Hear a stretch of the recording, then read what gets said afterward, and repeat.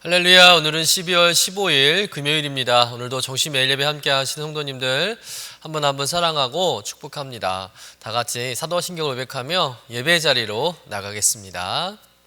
전능하사 천지를 만드신 하나님 아버지를 내가 믿사오며 그 외아들 우리 주 예수 그리스도를 믿사오니 이는 성령으로 잉태하사 동정녀 마리아에게 나시고 본디오 빌라도에게 고난을 받으사 십자가에 못 박혀 죽으시고 장사한 지 사흘 만에 죽은 자 가운데서 다시 살아나시며 하늘에 오르사 전능하신 하나님 우편에 앉아 계시다가 저리로서 산자와 죽은 자를 심판하러 오시리라. 성령을 믿사오며 거룩한 공예와 성도가 서로 교통하는 것과 죄를 사하여 주시는 것과 몸이 다시 사는 것과 영원히 사는 것을 믿사옵나이다. 아멘. 다 같이 찬송가 280장 천부여 의지없어서 우리 함께 찬송하겠습니다.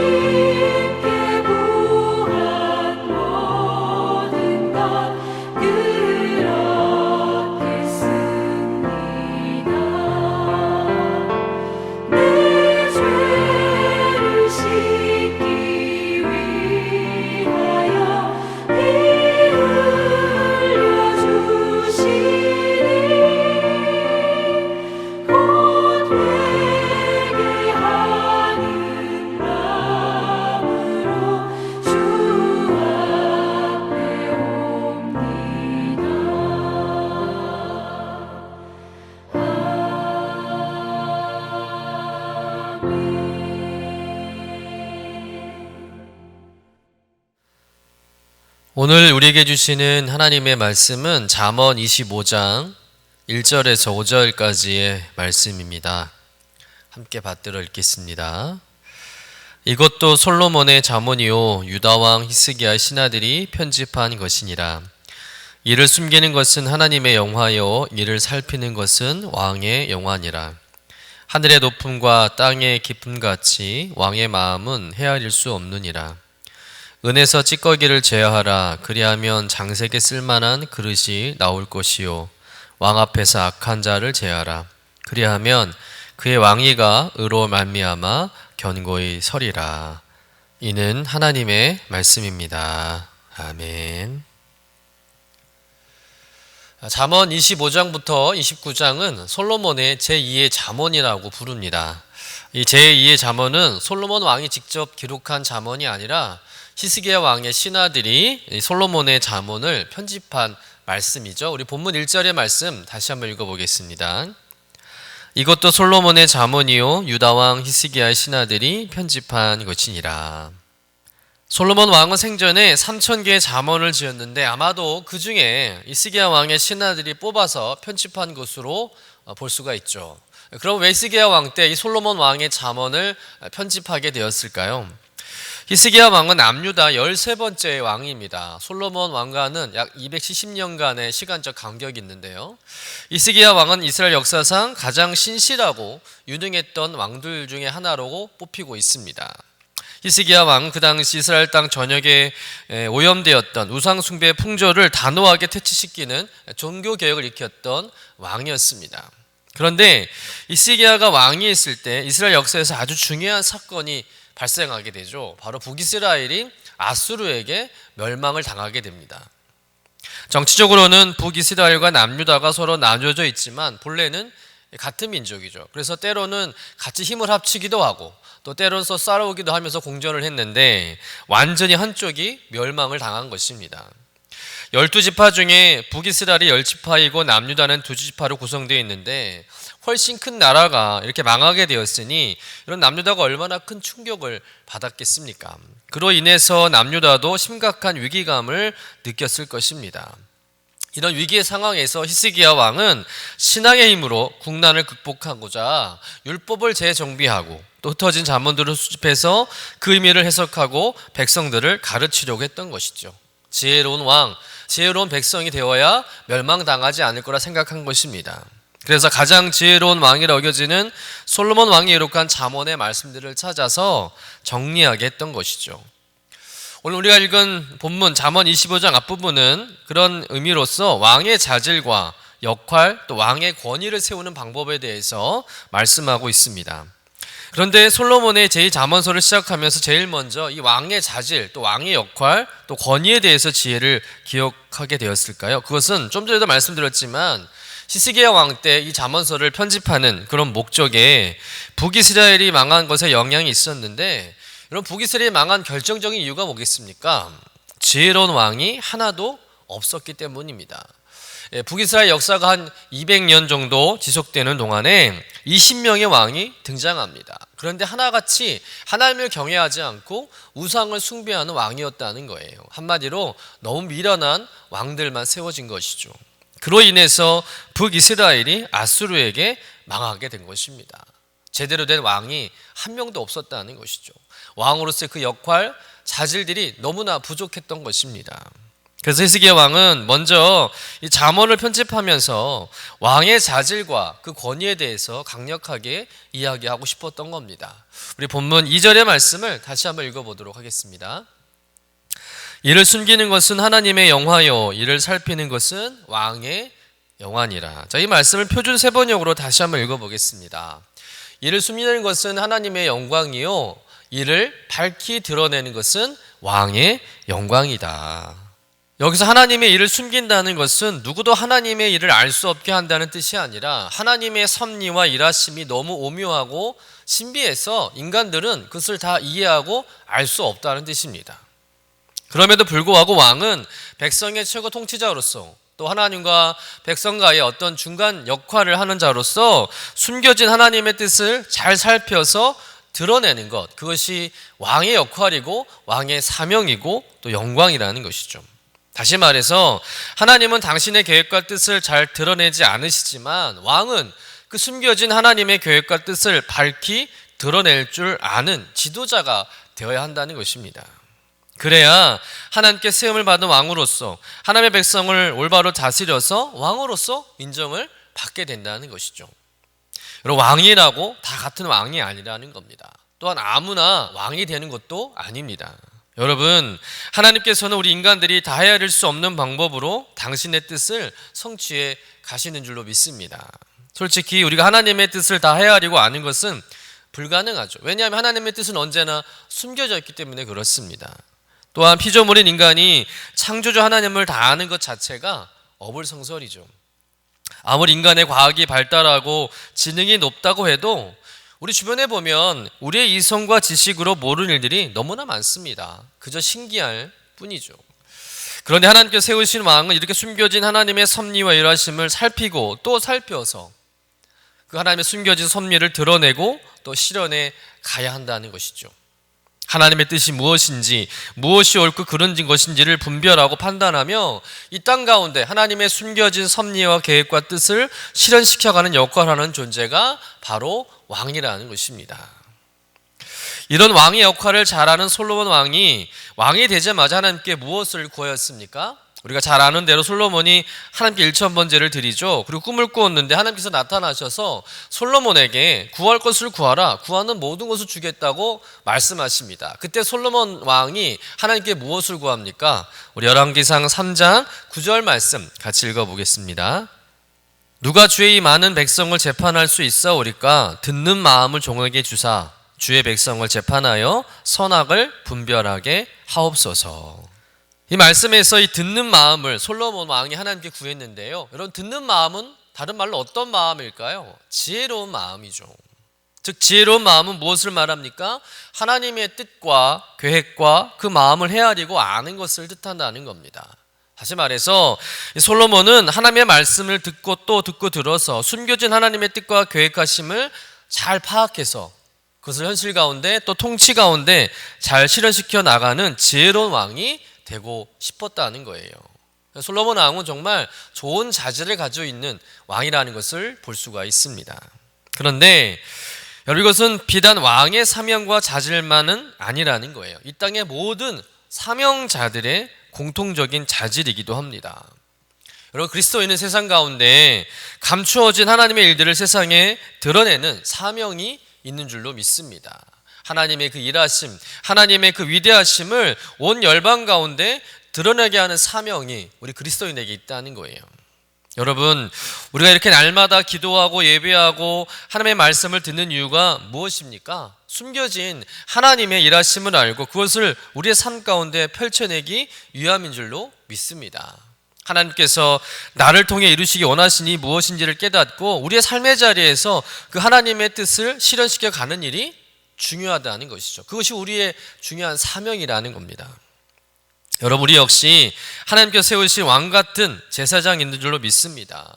하나님께서는요, 우리가 세상을 다스리며 이끌어가는 왕 같은 존재로 우리를 부르셨는 줄로 믿습니다. 그러므로 우리는 솔로몬이 하나님께 이 듣는 마음, 지혜로운 마음을 구하는 것처럼 우리 역시 하나님께 지혜로운 마음을 구해야 할 줄로 믿습니다.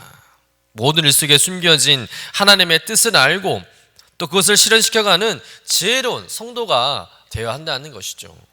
그러려면 우리 하나님과 더 친밀해져야 할 줄로 믿습니다. 하나님과 더 깊은 영적 교제를 가져야 할 줄로 믿습니다. 그런 깊은 영적 친밀함과 교제가 있기 위해서는 어떻게 해야 하겠습니까? 늘 말씀을 가까이 하는 것이죠. 늘 기도하는 것입니다. 예배 자리에 나오는 것이죠. 그래서 하나님께서 무엇을 원하시고 계획하시는지를 우리가 알아야 할 줄로 믿습니다. 여러분, 하늘의 높음과 이 땅의 깊음은 그 누구도 쉽게 헤아릴 수가 없습니다. 그러나 보고자 하는 자에겐 하나님께서는요, 열어서 보여주시는 줄로 믿습니다. 고층 빌딩에 들어가기 전에는 그저 눈앞에 있는 건물밖에 보이지 않습니다. 그런데 고층 빌딩에 들어가서 높은 층으로 올라가게 되면 더 많은 건물들이 보이고 더 멀리 볼 수 있는 것이죠. 그처럼 우리가 하나님의 마음에 들어가서 그 마음을 믿음으로 볼 수 있어야 할 줄로 믿습니다. 좀 더 멀리, 좀 더 깊이 볼 수 있도록 우리는 기도해야 한다는 것이죠.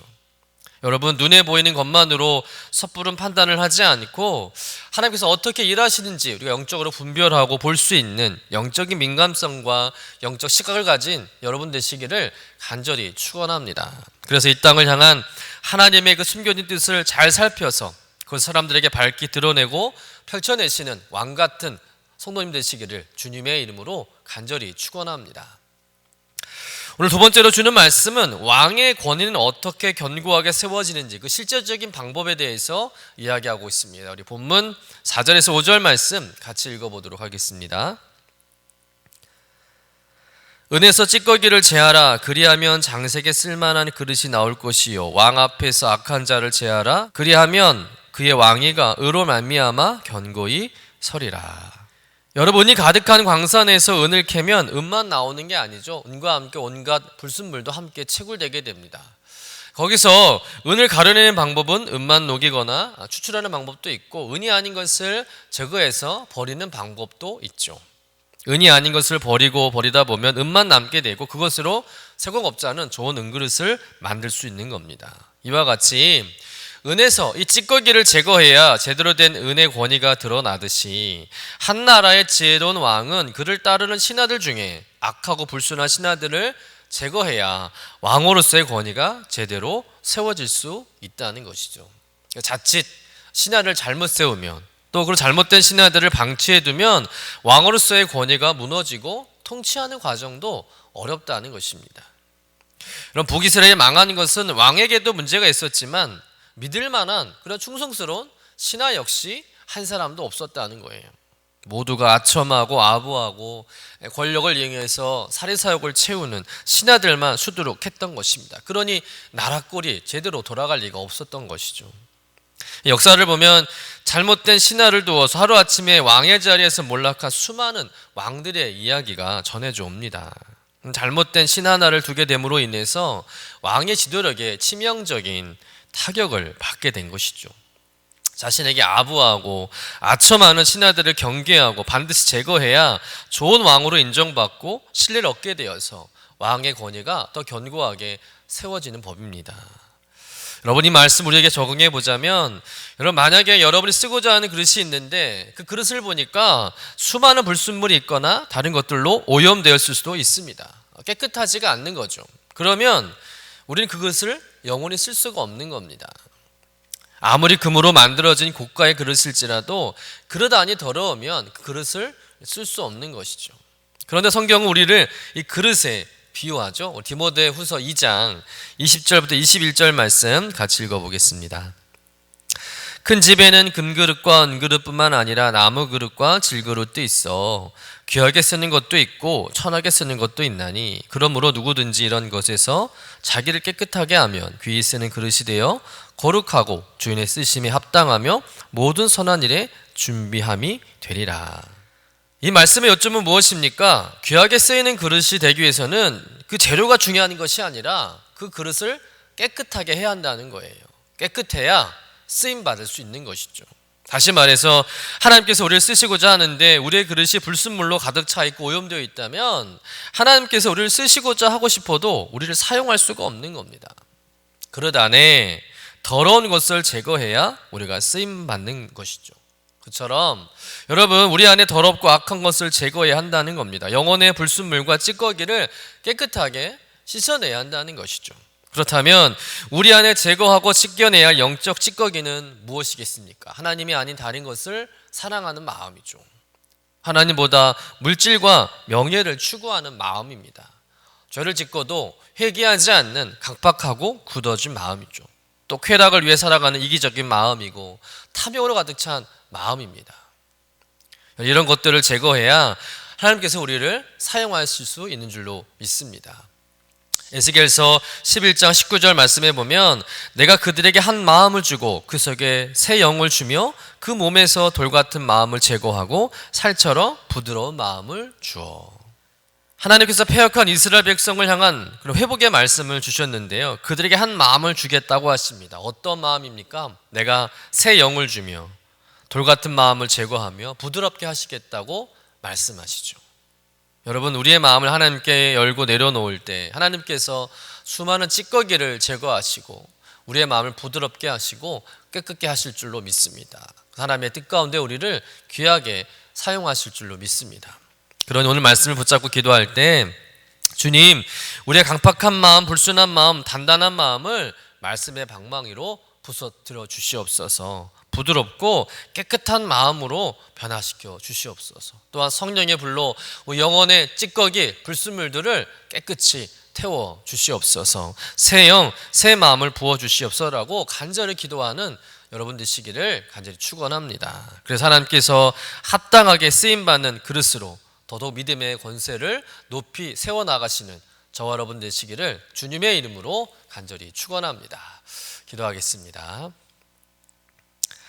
이를 숨기시는 하나님, 우리는 하나님이 하신 일을 다 알 수 없습니다. 숨겨진 부분에 대해서 우리는 우리의 한계를 인정합니다. 그러나 하나님과의 깊은 영적 교제와 또 하나님을 가까이 함으로 하나님께서 무엇을 이루고자 하시는지를 깨닫고 그 하나님의 일하심과 위대하심을 온 천하에 드러내 보여줄 수 있는 왕같은 성도가 되게 하여 주옵소서. 눈에 보이는 것만으로 섣부른 판단을 하지 않게 하시고 하나님께서 어떻게 일하시는지를 영적으로 분별하고 볼 수 있는 영적인 민감성과 영적 시각을 소유하게 하여 주옵소서.